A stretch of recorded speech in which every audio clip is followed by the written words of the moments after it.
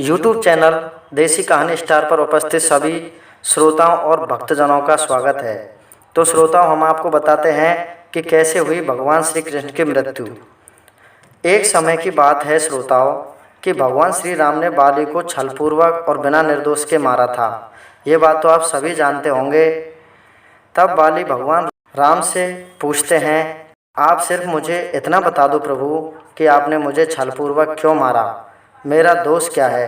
तो भगवान राम निरुत्तर हो जाते हैं और कहते हैं कि हे बाली, मैंने अगर आपको धोखे से मारा है तो अगले युग में मैं श्री कृष्ण के रूप में अवतार लूँगा और आप मुझे मारोगे। आपकी मौत का बदला मैं आपको कृष्ण अवतार में दे दूँगा।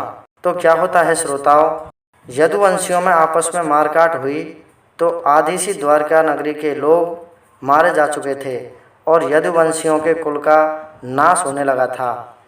यह देखकर बलराम जी और श्री कृष्ण जी दोनों बहुत दुखी हो जाते हैं।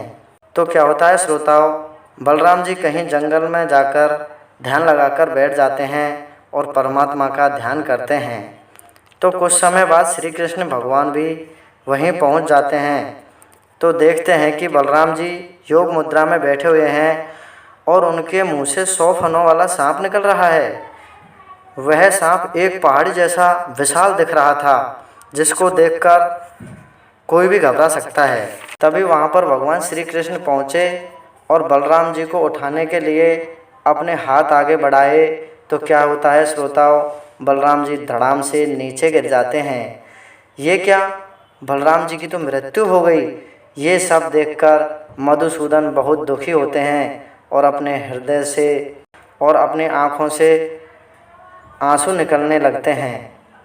और एक तो क्या होता है श्रोताओं, श्री कृष्ण वहाँ से जाकर के एक पीपल के पेड़ के नीचे अपना एक पैर दूसरे पैर की जंघा पर रखकर शोक मुद्रा में बैठे हुए होते हैं।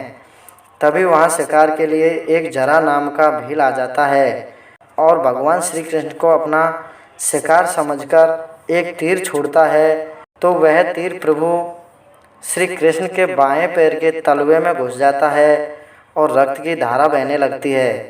तभी वह भील वहाँ देखता है तो भील के पैरों तले से ज़मीन खिसक जाती है और वह भगवान श्री कृष्ण के पैरों में गिर जाता है और कहता है, प्रभु मैंने धोखे से तीर मार दिया, आप मुझे प्राण दंड दीजिए।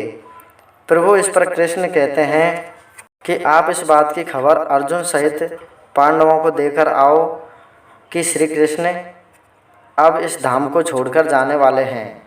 तो क्या होता है श्रोताओं, वो भील पांडवों के पास जाकर कहता है कि श्री कृष्ण अब स्वधाम जाने वाले हैं।